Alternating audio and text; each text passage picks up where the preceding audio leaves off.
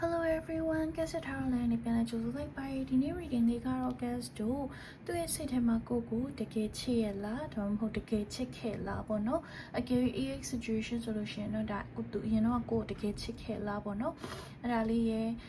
အခုရောချစ်သေးလားဆိုတဲ့ပုံစံလေးလည်းပါလိမ့်မယ်ပေါ့နော်ဆိုတော့အခုလက်ရှိနေတဲ့သူဆိုလို့ရှိရင်တော့အခုသူတကယ်ချစ်လားပြီးတော့နောက်ရေရှည်မှာရောသူတကယ်ချစ်သွားမှာလားပေါ့နော်ဆိုတော့ဥစားလေးကို gas ကဒီမှာကြည့်ပြီးမှဖြစ်ပါတယ်ဆိုတော့ဒါချစ်ချင်းမြတ်တာနဲ့ပတ်သက်တဲ့ reading လေးဖြစ်တဲ့အတွက်ကြောင့်မလို့ပေါ့နော် energy guide တယ်ဆိုလို့ရှိရင် gas ကိုတစ်ချက်ပြောခဲ့ပါ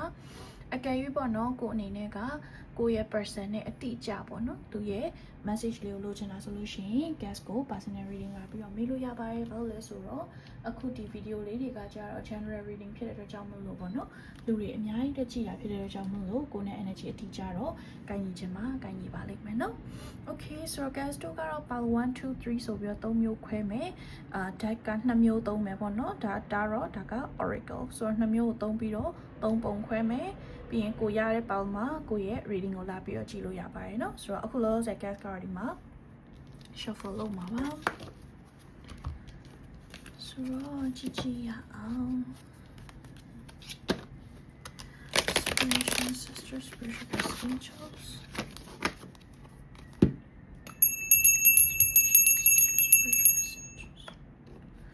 so about 1 2 3ဆိုပြီးတော့ပေါင်လေး3ခု gas ကိုထုတ်ပေးပါ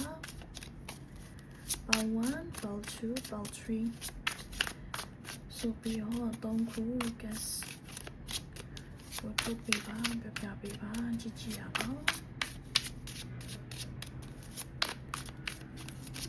ဆိုရလေးကတော့ပေါင်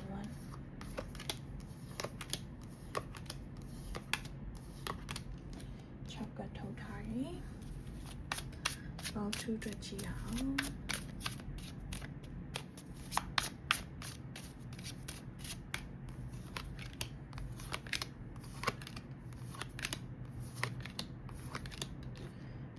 so about 2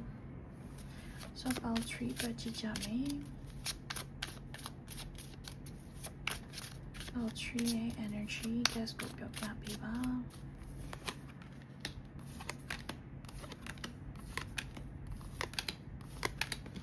okay so ဒါလေးကတော့ about 3 so gas တော့ about number 1 2 3ဆိုပြီးတော့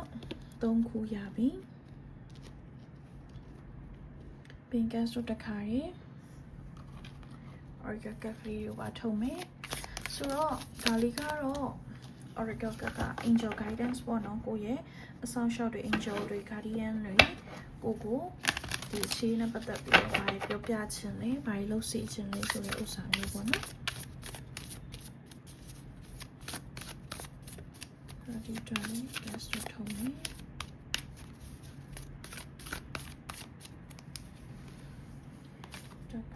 necesito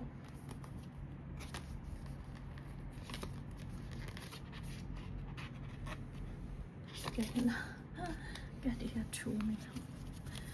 okay so about to get to paper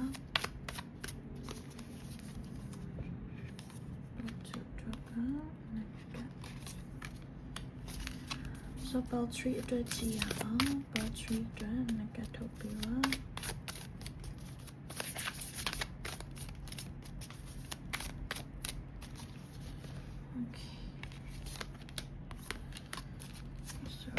gas တို့ 1 2 3လေးရပါပြီဆိုတော့အခုကိုရဲ့ပေါက်ကိုအခုမှရွေးမဲ့သူတွေလည်းအခုရွေးလို့ရတယ်ဗီဒီယိုမဝင်ကြည့်ခင်ကလေးရပါတော့ thumbnail မှာတခါလေးယူထားတဲ့သူတွေကတော့တိုက်ရိုက်ကြည့်လို့ရတယ်အခုမှရွေးမဲ့သူတွေကတော့အခုကြည့်လို့ရတယ်ပေါ့နော်ဆိုတော့ရွေးပြီးတော့အခါကျလို့ရှိရင် gas က time stamp လေးတွေကို comment ထဲမှာထည့်ထားပေးမယ်ကိုရတဲ့ time stamp လေးကိုရွေးပြီးတော့ reading မှာလာပြီးတော့ကြည့်လို့ရပါတယ်နော်အဲ့ဆို reading မှာတွေ့ကြပါမယ် bye bye hello ပေါင်1ကိုရထားတဲ့သူများအားလုံးမင်္ဂလာပါဆိုတော့ပေါင်1ရထားတဲ့ gas တို့ကြည့်ချရအောင် so immerse yourself in the siren ဆိုတဲ့ဥစ္စာလေးရထားတယ်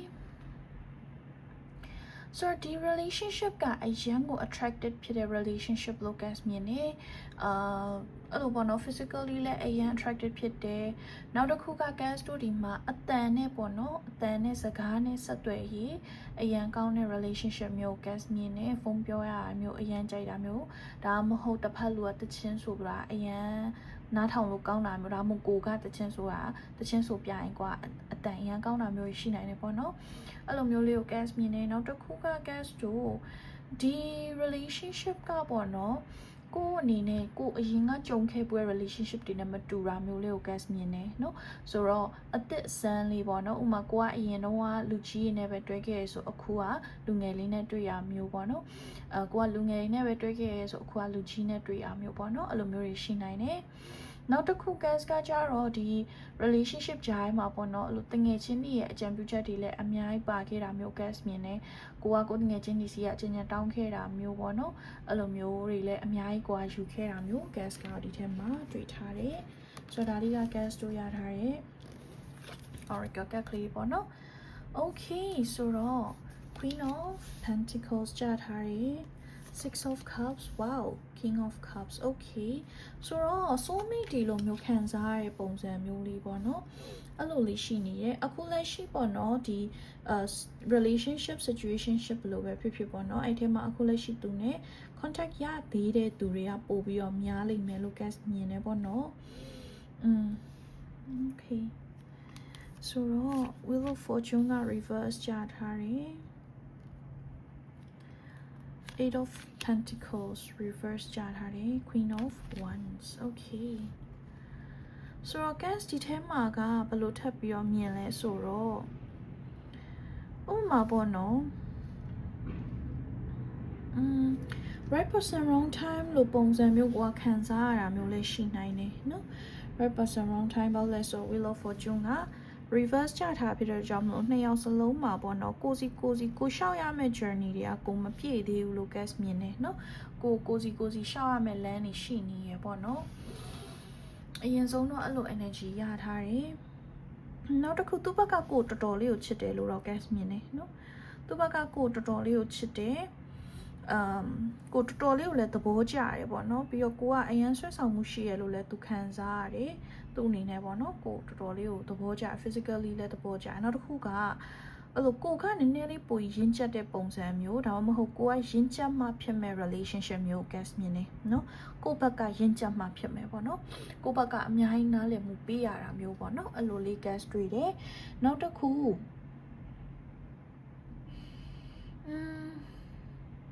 နှစ်ယောက်ကလေဥမာလုပ်ငန်းခွင်ထဲမှာတွေ့တာမျိုးဆိုလို့ရှိရင်ကြတော့လေဒီ co-worker situation ဖြစ်တဲ့အကြောင်းမလို့ရှေ့ဆက်တိုးလို့မရတာမျိုးတွေလည်းရှိနိုင်တယ်အကြောင်းမျိုးအခြေအနေမျိုးကြောင်းပေါ့နော်နှစ်ယောက်ရဲ့ relationship ကတိတ်ပြီးမတိုးတက်ဘူးလို့ခံစားရတာမျိုး guess မြင်တယ်ဥမာကိုလိုချင်တဲ့အဆင့်ကိုမြန်မရောက်ဘူးပေါ့နော်relationship ဖြစ်ဖို့ကလည်းခက်နေတယ် officially တွဲဖို့ကလည်းခက်တယ်တည်ရမလားစေစားဖို့မင်္ဂလာဆောင်ဖို့အဲ့လိုမျိုးတွေကလည်းနည်းနည်းလေးကြန့်ကြာခက်ခဲနေရမျိုးလေး guess မြင်နေပေါ့နော် okay ဆိုတော့ guess လေးဒီလူတွေအတွက်ပေါ့နော်ရေတရာခြေလို့ရတဲ့ဥစ္စာလေးကို guess ပြောပြပေးမယ်နှင်းစီအနီရောင်ပေါ့နော်နှင်းစီအနီရောင်ပွင့်ဖက်လှတဲ့ဥစ္စာလေးပေါ့နော်ပန်းတချို့ပွင့်ဖက်တွေကနွမ်းတတ်တယ်လေ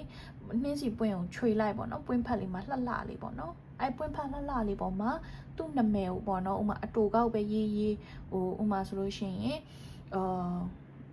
နေတိုးဆိုရှင် anti ပေါ့နော်အဲ့လိုပုံစံမျိုးပေါ့နော်အတူကောက်ရေးစမ်းလို့ရှိရင်တော့နည်းနည်းဟိုစလုံးနဲတယ်ဆိုလို့ရှိရင်တော့အပြည့်ရေးပေါ့နော်စလုံးများရင်အတူကောက်ရေးအဲ့လိုလေးရေးပြီးတော့ရခါကြလို့ရှိရင် plastic လောင်းရင်တော့ပိုကောင်းတယ် plastic မလောင်းနိုင်ဘူးဆိုလို့ရှိရင် plastic အိတ်လေးလုံးအိတ်ကလေးတွေပေါ့နော်လေးလုံးအိတ်ကလေးတွေမှာထည့်နော်လိုပုံစံမျိုးပေါ့ yes ကအနားမှာရှိလို့ဒီလိုပုံစံမျိုးပေါ့နော်လေးလုံးအိတ်လေးထဲမှာထည့်ပြီးရင်ဇစ်လေးကိုဒီလိုလေးပိတ်နော်ပိတ်ပြီးတော့ရခါကြလို့ရှိရင်ကိုယ့်ရဲ့ခေါင်းအောင်မှာထားအိတ်ပေါ့နော်ကိုခေါင်းအောင်မှာထားအိတ် သူ့အကြောင်းအိမ်မက်မက်တာမျိုးတွေကိုသူ့အရန်ချစ်ကြောင်းသူ့အိမ်မက်ပေးတာမျိုးအဲ့လိုမျိုးတွေလုပ်လို့ရတာပေါ့နော်ဒါ manifest လုပ်ဖို့လွယ်လွယ်ကူကူလေးပဲ gas ကပြပြပေးရပါပေါ့နော်အကယ်၍စိတ်ဝင်စားရဆိုလို့ရှိရင်တော့အစီရင်တွေပေါ့နော်အပ်ချင်တာမျိုးဆိုရှင် gas စီမှာလာပြီးတော့အပ်လို့ရတယ်အစီရင်လေးရ flower candle ဆို4000ကျပ်ကနေစတယ် wallpaper လေးတွေဝယ်ချင်တယ်ဆိုရှင်5000ကျပ်ကနေစရပေါ့နော်အခြေ wallpaper လေးတွေဆိုတော့အဲ့ဒါလေး gas စီမှာလာပြီးတော့မေးလို့ရတယ်စုံစမ်းလို့ရတယ်အကဲကအစီရင်အကြီးတွေပေါ့နော် crystal တွေနဲ့အစီရင်ကြီးတွေအပြင်းနဲ့ energy ကောင်းတဲ့ဥစ္စာတွေလုပ်မယ်ဆိုလို့ရှိရင်ကြတော့တသိန်းခွဲတသိန်း8000ဝန်းကျင်ကနေပြီးတော့စရတယ်ပေါ့နော်ကိုလိုအပ်သလောက်ကြာတင်နိုင်တယ်ပေါ့နော်အဲ့ဒါလေးလည်းရှိမယ်ဒါပေမဲ့ gas ဒီထဲမှာကြည်ရတဲ့လောက်ကတော့သူ့ energy ကကိုတော်တော်လေးကိုချစ်တယ်အထူးသဖြင့်သူကကိုနဲ့စကားတွေပြောရတာကိုအရန်ကြိုက်တယ်ပေါ့နော်ဒါသူဝန်ခံပြီးဖြစ်စီမဝန်ခံအောင်ဖြစ်စီပေါ့နော်ကိုဘက်ကဖုန်းခေါ်လိုက်လို့ရှိရင်သူကအရန်ပြောနေရမျိုးကိုနဲ့စကားတွေပြောရလို့ရှိရင်တက်ကြွနေရမျိုးပေါ့နော်အဲ့လိုမျိုးလေးရှိတယ်သူစိတ်ထဲမှာဆိုအကဲဒါကကိုက crash အတွက်ကြည့်ရမျိုးဆိုလို့ရှိရင်တော့ပေါ့နော်ချစ်သူတွေဖြစ်လာနိုင်ချေရှိရလို့ gas မြင်နေ energy ကောင်းနေ potential ရှိရပေါ့နော်အဲ့လိုလေး gas ပြောချင်တယ်ဒါပေမဲ့ gas တစ်ခုမမြင်တာကဒီထက်မှာဘယ်လိုလဲဆိုတော့နှစ်ယောက်ကပေါ့နော် higher level commitment ကိုရောက်သွားတဲ့ပုံစံမျိုးတော့ gas တိတ်ပြီးတော့မတွေ့ထားဘူးเนาะဟိုဥမာဆိုရှင် fiance တို့လက်ထပ်တဲ့အထီတို့စေ့စပ်တဲ့အထီတို့အဲ့လိုရောက်တဲ့အထီတွေ gas ကမတွေ့ထားသေးဘူးဆိုတော့ energy မလုံလောက်သေးရလည်းဖြစ်နိုင်တယ်နှစ်ယောက်တူတူပေါ့နော် energy လေးတေချာလေးစုပေါ့နော်နှစ်ယောက်တူတူတယောက်ကိုတယောက်ချောင်းတယောက်နားလဲအောင်လုပ်ပေါ့နော်အဲ့လိုမျိုးဆိုလို့ရှိရင်တော့တဖြည်းဖြည်းနဲ့ပို့ပြီးတော့အဆင်ပြေလာပါလိမ့်မယ်เนาะ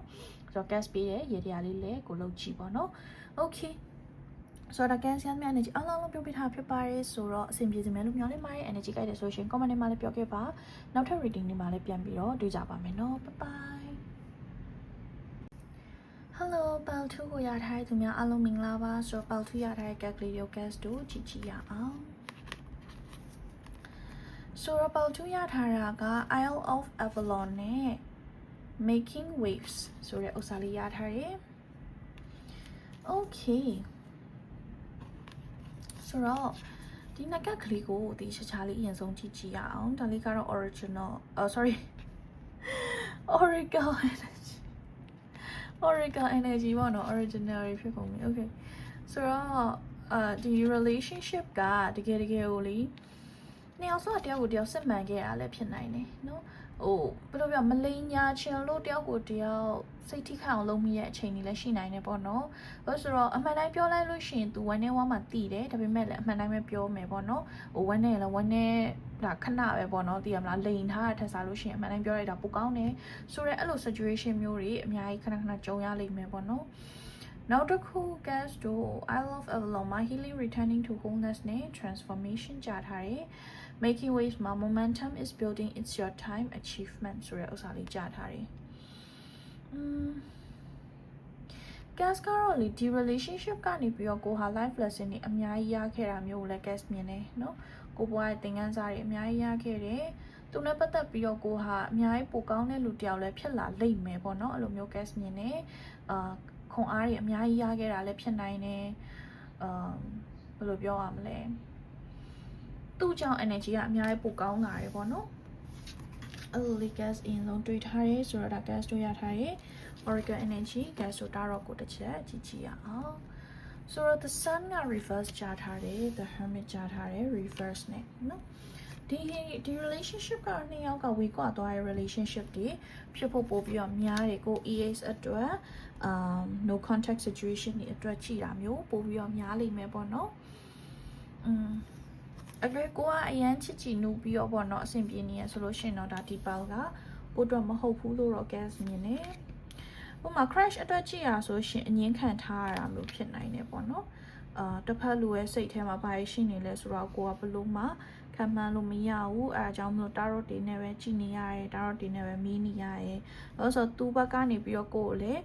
ဟိုတည်တည်ချာချာဖွင့်မပြောဘူးပေါ့နော်သူစိတ်ထဲမှာဘာရှိနေရဲဘာတွေးနေရဲဆိုတာမပြောဘူးပြောလိုက်လို့ရှိရင်လည်းကိုနဲ့ရန်ဖြစ်စရာစကားတွေပဲများနေရမျိုးပေါ့နော်အဲ့လိုတွေလည်းဖြစ်နိုင်တယ်တပတ်တီ situation ကြောင့်ကွက်ကွက်သွားတာလည်းဖြစ်နိုင်တယ်ပေါ့နော်ဘာလို့ဆိုတော့ဒီထဲမှာတပတ်တီ situation ကိုမြင်တဲ့ချိန်မှာဒီဘက်မှာoption နှစ်ခုလို့ပုံစံမျိုးလေးကို guess မြင်တယ်နှစ်ယောက်နှစ်ခုရှိနေတဲ့ပုံစံမျိုးလေးကိုမြင်တယ်ဆိုတော့ ကိုကလေ healing journey လေးကိုရှောက်နေရလူတွေလည်းဖြစ်နိုင်တယ်เนาะ healing journey ဆိုတော့ကိုသူနဲ့ပတ်သက်ပြီးတော့မခံစားတော့အောင်မနာကျင်တော့အောင်လို့ပေါ့เนาะစူးစမ်းပြီးတော့ healing လုပ်နေရတဲ့သူတွေလည်းရှိနိုင်တယ်ကိုကနေပြန်အဆင်ပြေခြင်းသေးလားဆိုလို့ရှိရင်တော့ကိုကပြန်အဆင်ပြေခြင်းနဲ့စိတ်ရှိသေးတယ်เนาะကိုဘက်ကပြန်အဆင်ပြေခြင်းနဲ့သူဘက်ကတော့မသေးချောင်းမသိဘူးဆိုတဲ့ပုံစံမျိုးကိုဖြစ်နေတာပေါ့เนาะဆိုတော့အဲ့ဒါဒီကို gas ပြောပြရမယ်ဆိုရှင်သူဘက်ကကြတော့နှစ်ယောက်ပြန်တွေ့ဖြစ်လဲအဆင်ပြန်ပြေသွားရင်တော့မှပထမပုံစံအတိုင်းပဲပြန်ကွဲသွားနိုင်တယ်ဆိုတော့အဲ့လိုစိတ်မျိုးသူကဖြစ်တဲ့အတွက်ကြောင့်မလို့သူကလေအဲ့လိုပြန်ကွဲမှချင်းတူတူငါတို့ဘာလို့ပြန်စတော့မှာလဲပေါ့နော်အဲ့လိုမျိုးဖြစ်ပြီးသူကတွေ့ဝင်နေတာမျိုး gas တွေ့တယ်နော်ဆိုတော့အဓိကသူကကြောက်လေအဲ့လိုကွဲကွာချင်းကိုပေါ့နော်နောက်တစ်ချိန်ထပ်ပြီးတော့မရင်ဆိုင်ချင်တာနော်ဆိုတဲ့အတွက်ကြောင့်မလို့ तू ကပြန်ပြီးတော့ကိုယ်ပြန်မခေါ်ချင်အောင်ဖြစ်နေရဲ့ကိုနဲ့ပြန်မစချင်အောင်ဖြစ်နေအဓိကပြန်မကွဲချင်လို့ပါဒီလားသူရဲ့အဓိကလေဆိုတော့အဲ့လိုမျိုးလေး gas အရင်ဆုံးတွေ့ရနောက်ထပ်ပြောရမယ်ဆိုလို့ရှိရင်နှစ်ယောက်ကဒါဝီကွာနီရဲ့ situation မျိုးတွေ gas တွေ့တာပေါ့နော်move on ဖို့တော့ gas ကတော့တိုက်တွန်းချင်တယ်เนาะဘာလို့လဲဆိုတော့ဒီလူကကိုယ့်ရဲ့right person လို့ပုံစံမျိုးမဟုတ်ဘူးပေါ့เนาะဆိုတော့ချစ်ခဲ့လားဆိုရယ်မိခွန်းမှာဒါတခုသတိထားကြတခုရှိတာကသူ့အနေနဲ့လေသူ့ကိုယ်သူလဲကိုယ်ချစ်ခဲ့တယ်လို့ထင်ခဲ့တယ်เนาะပြောချင်တာတကယ်တော့အချစ်မဟုတ်ဘူးပေါ့เนาะဒါတကယ်တော့ချစ်ခဲ့တာမဟုတ်ဘူးတကယ်တော့တန်ရုံးစင်ရှိခဲ့တယ်တွေ့တာခဲ့တယ်ပေါ့เนาะဆွဲလန်းခဲ့တယ်ပေါ့เนาะအဲ့လိုမျိုးစိတ်တွေကို gas ပိုးပြီးတော့မြင်တယ်ဒါကိုချစ်ခဲ့တာလို့ gas ကတော့ခေါင်းစဉ်မတက်နိုင်ဘူးเนาะဒါချစ်ခဲ့တယ်လို့ပြောလို့မရဘူးအချစ်ဆိုတာဒီလိုမဟုတ်ဘူးပေါ့เนาะသူဘက်ကကျတော့တန်ရုံးစီရှိခဲ့တယ်ကိုပုံမှာပေါ့เนาะဆွဲလန်းစိတ်တစ်ခုရှိခဲ့တယ်မေတ္တာတစ်ခုရှိခဲ့တယ်ပေါ့เนาะသူနဲ့ကိုအဲ့လိုကိုတွေ့ရတာကိုလည်းသူဟာဂုဏ်ယူတယ်ကိုနဲ့တွေ့ခွင့်ရတယ်ကိုနဲ့တီကျွမ်းခွင့်ရတဲ့ဥစ္စာကိုသူဂုဏ်ယူရဝမ်းသာရပေါ့เนาะအဲ့တော့နှစ်ယောက်လုံးကလေmove on သွားတဲ့ခါကြလို့ရှိရင်တယောက်ပေါ်တယောက်ထားတဲ့နာကြီးချက်တွေမရှိတော့ဘဲနဲ့ပေါ့နော် completely ပျော်ပျော်ရွှင်ရွှင်လေးနဲ့ move on နိုင်လိမ့်မယ်ပျော်ပျော်ရွှင်ရွှင်လေးဆိုတဲ့နေရာမှာပြန်တွေ့တဲ့အခါမှာလဲပေါ့နော်ဟဲနေကောင်းလားဆိုတဲ့ပုံစံမျိုးပေါ့နော်အဲ့လိုပျော်ပျော်ရွှင်ရွှင်လေးပဲနှုတ်ဆက်နိုင်လိမ့်မယ်လို့တော့ guess မြင်နေတော့အခုလောလောဆယ်မှာကိုအနေနဲ့နာကျင်ခံစားနေရတဲ့ကိုအရင်အဲ့လိုဝန်းနေရတာမျိုးတွေပေါ့နော်အဲ့လိုမျိုးတွေရှိတယ်ဆိုလို့ရှိရင် guess ခြေစရာရေတွေရာ guess တစ်ခုပြောပြမယ်ပေါ့နော်အဲ့ဒါကြတော့ဖျောင်းနိုင်အဖြူရောင်ပေါ့နော်ဖျောင်းနိုင်အဖြူရောင်ကိုမှနည်းနည်းလေးတုတ်ဖျောင်းနိုင်ကြီးလေးပေါ့နော်ဖျောင်းနိုင်ကြီးလေးကိုမှကိုကဥမာထုံးရမှာအချိန်ရမ်းကြာလို့ရှိရင်ဖျောင်းနိုင်ဖြတ်လို့ရတယ်ပေါ့နော်သူ့နာမည်ရေးပေါ့နော်ဖျောင်းနိုင်ပုံမှာသူ့နာမည်ရေးပြီးတော့အခါကျလို့ရှိရင်အကယ်သူနေနံတည်ရဆိုလို့ရှိရင်ဘာနေသားဘာနေသမီးပေါ့နော်အဲ့ဒါလေးကိုရေးပြီးတော့အခါကျလို့ရှိရင်ပကံပြားအဖြူရောင်ပေါ့နော်ဖြူရောင်ပကံပြားပေါ်မှာဖျောင်းနိုင်အဖြူလေးကိုထုံးပေါ့နော်ဆိုတော့အကယ်၍ကိုမှရှိရဆိုလို့ရှိရင် pink salt ပေါ့နော်ပန်းရောင်စားလေးကိုဖျောင်းနိုင်လေးကိုလို့ဖြူလို့ရဖျောင်းနိုင်လေးမှာပေါ့နော်ပန်းရောင်စားလေးလို့လေလို့ရမယ်ဖြူလိုက်လို့ရတယ်ပေါ့နော် sprinkle ပေါ့နော်အဲ့လိုမျိုးမှာကိုကဒီသူ့ရဲ့စိတ်ထဲမှာရှိနေတဲ့ကိုပေါ်မှာနာကျင်မုန်းတည်းရဲ့ energy အကုန်လုံးပြေပြောက်သွားပြီးတော့ကိုယ့်ရဲ့စိတ်ထဲမှာရှိနေတဲ့သူ့ကိုခွင့်မလွတ်နိုင်တဲ့အရာအားလုံးလည်းခွင့်လွတ်ပြီးတော့ပေါ့နော်နားလည်ပြီးတော့အဲ့လို move on နိုင်ဖို့အတွက်ပေါ့နော်လုပ်တဲ့ဥစ္စာပြီးတော့ကိုယ့်ရဲ့ energy လည်းပြန်ပြီး healing ဖြစ်အောင်လုပ်တဲ့ဥစ္စာမျိုးပေါ့နော်အဲ့လိုလေးဆိုလို့ရှိရင်တော့ရတယ်ဆိုတော့အကယ်ကိုကအဲ့လိုမလုပ်ချင်ဘူးကိုယ့်ရဲ့အခြေအနေကကိုကမျှော်လင့်ချင်သေးရဲ့ပေါ့နော်အဆင်ပြေနိုင်လားဘာညာသိချင်တယ်ဆိုလို့ရှိရင်ကိုယ့်ရဲ့ specifically ပေါ့နော်အမြင်မွေးနေနေနဲ့ဒါမှမဟုတ်သူ့ရဲ့ဓာတ်ပုံနဲ့ပေါ့နော်ပက်စီမှာလာပြီးတော့ဒါတော့လာမေးကြည့်လို့ရတယ်လာမေးလို့မှပေါ့နော်အကယ်အဆင်ပြေနိုင်တယ်ဆိုလို့ရှိရင် gas လုပ်ပေးလို့ရတယ်အစီရင်လေးတွေပြောပြလို့ရတယ်ပေါ့နော်ဒါပေမဲ့အစီရင်တွေက fees ကတော့နည်းနည်းလေးများနိုင်တယ်အခုဒီ situation အတွက်ဆိုလို့ရှိရင်ပေါ့နော်ဘာလို့ဆိုပုံမှန်ထပ်ပို့ပြီးတော့ခက်ခဲတဲ့အနေအထားပေါ့နော်အဲ့လိုလေးတော့ gas ဒီမှာတွေ့ထားတယ်Okay ဆိုတော့ gas ရမယ့် energy အားလုံးပြောပြထားဖြစ်ပါတယ် energy ကြိုက်တဲ့ဆိုရှင် gas ကို comment ထဲမှာပြောခဲ့ပါနောက်ထပ် reading တွေမှာလည်းပြန်ပြီးတော့တွေ့ကြပါမယ်နော် bye bye Hello Paltry ကိုရထားတဲ့သူများအားလုံးမင်္ဂလာပါဆိုတော့ Paltry ရထားတဲ့ gas လေးကို gas ဆိုကြည့်ကြည့်ရအောင်အရင်ဆုံး gas ဆို Oracle gas လေးနှစ်ကတ်ကနေစပြီးတော့ကြည့်ကြည့်မယ် Plunge that don't hold back it's time go for it dive in နော်ဆိုတော့ဒီမှာ birth mysteries What are you being called to create? Okay, so guys ကတော့ဒီဥစားအချစ်အသစ်ကိုစတင်မှုပေါ့နော်စူးစမ်းနေတဲ့သူတွေလည်းဖြစ်နိုင်တယ်ဒါမှမဟုတ် EX အတွက်ဆိုလို့ရှိရင်အသစ်ပြန်စဖို့အတွက်ပေါ့နော်စူးစမ်းနေတဲ့သူတွေလည်းဖြစ်နိုင်တယ်အကယ်၍ကိုကအစီရင်ရတွေလုပ်တယ်ဆိုလို့ရှိရင် new moon နေပေါ့နော်အဲ့ဒီကအရန်ကောင်းတယ်ဟုတ်ဒီလထဲမှာဆိုလို့ရှိရင်28လ29လမသိဘူး guys ဒီချာမမှတ်မိဘူးပေါ့နော်အဲ့ဝင်ချင်းလေးအရန်ကောင်းတယ်ပေါ့နော် manifest လုပ်လို့ဆိုတော့အကယ်၍ကိုက EAC ရ move from being new relationship ပဲကို manifest ချင်တယ်ဆိုလို့ရှိရင်လည်းရရပေါ့နော်ဒီလားအဲ့လို situation မျိုး gas မြင်နေဒါပေမဲ့ဒီလူတွေကကျတော့နည်းလေးပို့ပြီးတော့အဲ့လို fresh ဖြစ်လာတဲ့ energy မျိုး gas မြင်နေအဲ့လိုမျိုးအရင်အချစ်ပူမိနေတဲ့ energy မဟုတ်ပေါ့နော်ဟိုအချစ်ပူမိခဲ့ပြီးပြီပေါ့နော်အခုကပြန်ပြီးတော့ fresh ဖြစ်လာပြီကိုပြန်ပြီးလန်းဆန်းလာပြီတော်တော်ကြွကြွနေပေါ့နော်ဒီအခြေအနေနဲ့ပတ်သက်ပြီး positive energy လေးလည်းပို့ပြီးတော့မြင်ပေးနိုင်လာပြီပေါ့နော်အဲ့လိုအခြေအနေမျိုးလေးရှိတာကို gas တွေ့တယ်So ဒါကတော့ gas တို့ရထားတဲ့အရင်ဆုံး oracle card လေး nugget နော် So gas တို့ဒါတော့မှကြည့်ကြည့်ရအောင် Wow the magician ကြားထားတယ် So ဒီလူတွေအတွက်ကအစီအရင်ရည်လောက်တဲ့ခြေရယုံကြည်ရဆိုလို့ရှိရင်လောက်လို့ရတာပေါ့နော် energy အရင်ကောင်းတယ်နောက်တစ်ခု gas တို့ဒီမှာ infinity ကိုမြင်တဲ့အတွက်ကြောင့်မလို့ဒီတစ်ခါရတဲ့အချက်ကပြောမယ်ဆိုရှင် energy ကောင်းနိုင်တယ်ပေါ့နော်ဒါကောင်းကောင်းလေးတော့ကိုယ် manifest လုပ်ဖို့လိုတယ်ပေါ့နော်အဲ့လိုလေး gas တွေ့တယ် Ten of Pentacles reverse ကိုအနေနဲ့ကကြောက်လေအဲ့လိုလူမျိုးကွဲပါတာကွဲတွေကိုသဘောကျတာမျိုးပေါ့နော်ကိုနဲ့နားမှုနဲ့မြေဝေးကွာနေတဲ့သူတွေကိုသဘောကျတာမျိုးပေါ့နော်အဲ့လိုရှိရလို့ gas မြင်နေ physical distance ကို gas တွေ့ဒီမှာတွေ့ရနော် physical distance ကိုတွေ့ရကိုကလေအဲ့လိုကိုနဲ့နည်းနည်းဝေးတဲ့နေရာမှာရှိနေတဲ့သူကို manifest လုပ်နေရလဲဖြစ်နိုင်တယ်ပေါ့နော်သူကိုစီကိုလာဖို့ရောက်လာဖို့ပေါ့နော် Okay ဆိုတော့အချစ်တဲ့အဲ့လိုမျိုးပေါ့နော်ကိုကတခုခုတစုံတရာကို manifest လုပ်နေတာဆိုလို့ရှိရင်တော့9လပိုင်းလောက်မှတွေ့ရနိုင်တယ်ပေါ့နော်9လပိုင်းလောက်မှတွေ့ရပြီးတော့9လပိုင်း10လပိုင်းဝန်းကျင်မှာ relationship ထဲဝင်တာတော့ဖြစ်နိုင်တယ်ဒါပေမဲ့ဒါဒီလူကကိုယ့်ရဲ့ soul mate အဲ့လိုကိုယ့်ရဲ့လုံးဝ right person ဆိုပြီးတော့ guess မပြောရဲသေးဘူးပေါ့နော် right person ဖြစ်အောင်သူ့ကိုယ်သူပြုတ်ပြင်းရင်တော့ရနိုင်တယ်နော်သူ့ဘက်ကနေပြီးတော့ပေါ့နော်ကိုနဲ့တွေ့ပြီးရနောက်ပိုင်းမှာဟိုကိုကလည်းသူ့ကိုကောင်းကောင်းလေးဘယ်လိုပြောရမလဲ convince လုပ်နိုင်တယ်ကောင်းကောင်းလေးတိမ့်သွင်းနိုင်တယ်ပေါ့နော်ကိုလိုချင်တဲ့ပုံစံလေးကိုအဲ့လိုဆိုလို့ရှိရင်တော့အဆင်ပြေရဲ့အဲ့လိုမဟုတ်ဘူးသူကအရန်ခေါင်းမရဲ့လူဒါဟို gas ရဲ့ reading ထဲမှာကြတာ general ဖြစ်တဲ့ကြောင့်လူပေါင်းမျိုးစုံအတွက် gas ကပြောပေးနေတာပေါ့နော်ကိုလူကခေါင်းမာတဲ့လူတော်မပြုတ်ပြင်ချင်တဲ့လူဆိုလို့ရှိရင်တော့ဒါအဆင်မပြေဘူးပေါ့နော်လို့ဆိုသူနဲ့ကိုနဲ့ရဲ့ကန်ကြမာကကြတော့အရင်ကန်ပါတော့မဟုတ်ဘူးဒါကန်ရေစက်ကန်လေးတစ်ခုချောင်းလာပြီးတော့စုံတွေ့တာဖူးစာကန်ကြီးအထိပါမျိုးတော့မဟုတ်ဘူးပေါ့နော်ဒါပေမဲ့တစ်ခုရှိတာကအဲ့လိုသူ့ဘက်ကစူးစမ်းပြီးတော့ fixပေးချင်စိတ်ရှိရဲဘာညာဆိုလို့ရှိရင်ကန်ဆာတာဆိုတာတက်လာလိမ့်မယ်ပေါ့နော်ကန်ဆာတာတက်လာတဲ့ခါကျတော့ရှင်တော့နှစ်ယောက်ကအဆင်ပြေနိုင်တယ်ဒါဆိုရှင် the magician ရဲ့အောက်မှာက six of swords က reverse ကြားထားတယ်ဆိုတော့ကိုယ်အနေနဲ့ကကြောက်လေ past ကနေ move on မလုပ်နိုင်မဲနဲ့ new connection ကို manifest ချင်နေရလဲဖြစ်နိုင်တယ်ဒါမှမဟုတ်ကိုက EH ဆိုလို့ရှိရင် EH ကိုပြန်လို့ချင်တာဆိုရှင်ကွာသူ့အတိတ်မှာလုပ်ခဲ့တာတွေကိုခွင့်လွတ်နိုင်လားဆိုလို့ရှင်ကြောက်ခွင့်မလွတ်နိုင်ဘူးကွာမကျေနပ်ဘူးမကျေနပ်ပေမဲ့တခြားလူရတော့မှမလို့ရှင်လို့ပြန်လို့ချင်တာပဲဖြစ်ဒါမှမဟုတ်မကျေနပ်ပေမဲ့လည်းကိုယ့်ရဲ့စိတ်ကိုထိခိုက်အောင်လုပ်ခဲ့တဲ့အတွက်ကြောင့်မလို့နင်းပြန်လာတာဝန်ယူရမယ်ဆိုတော့အဲ့လိုစိတ်နဲ့ပြန်လိုချင်တာပဲဖြစ်ပေါ့နော်အဲ့လိုဆိုရှင်အဆင်မပြေဘူးလို့တော့ gas မြင်တယ်နော်အဲ့လို manifest မယ်ဆိုရင်တော့အဆင်မပြေဘူးကိုကတကယ်ကိုဟိုလိုသူ့ချစ်မြတ်နိုးရဲ့စိတ်ပေါ့နော်ငါနင်းကိုချစ်ချင်လို့ပြီးတော့ပေါ့နော်နင်းနဲ့ဒီအချစ်မြတ်တာကိုပေါ့နော်နင်းစီကနေခံစားချင်လို့ဘာမှအဲ့လိုအမုန်းတရားမရှိဘူးဘာမှပေါ့နော်မကျေနပ်တဲ့စိတ်တွေဒေါသအကြောင်းလည်းမဟုတ်ဘူးပေါ့နော်အဲ့လိုပုံစံမျိုးနဲ့တကယ်စစ်မှန်ပြီးတော့ပေါ့နော် manifest လုပ်မှရလိမ့်မယ်လို့တော့ gas ဒီမှာတွေ့တယ် energy ကလေတကယ်တော့အရန်ကောင်းတဲ့ energy ကို gas မြင်နေဒါပေမဲ့တခုရှိတာကဒီ 10 of Pentacles နဲ့ဒီ 4 of Wands နှစ်ကတ်တာအတဲကြလိုက်လို့ရှိရင်လုံးဝ perfect ပဲလုံးဝ perfect ဒါပေမဲ့ဒီကတ်တွေကထွက်ထားတယ်ဒီစပွဲပေါ်မှာရောက်နေတယ်ဒါပေမဲ့ပြောင်းပြန်နေဖြစ်နေရဆိုတာဘယ်လိုလဲဆိုတော့နှစ်ယောက်ရဲ့ကံကြမ္မာမှာအနှောက်အယှက်တွေရှိနေတဲ့ပုံစံမျိုးတွေလည်းဖြစ်နိုင်တယ်ပေါ့နော်နှစ်ယောက်ကလေ